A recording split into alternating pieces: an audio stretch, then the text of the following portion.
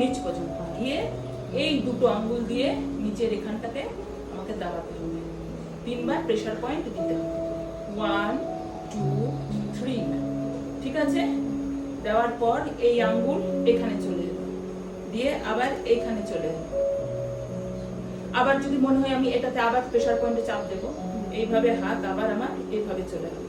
দিয়ে যাওয়ার পর আঙ্গুল তুলবো না, আঙ্গুল তুলবো না। এর কি করব, কানের পোর্শনে চলে আসবো। দেখো, এর কানের পোর্শনে চলে আসবো।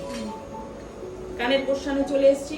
কানের পোর্শনে আসার পর যেই মাত্র কানের পোর্শনে এলাম, আসার পর কি হবে, এখান থেকে আবার 1 প্রেসার, 2 প্রেসার, 3 প্রেসার, 4 প্রেসার।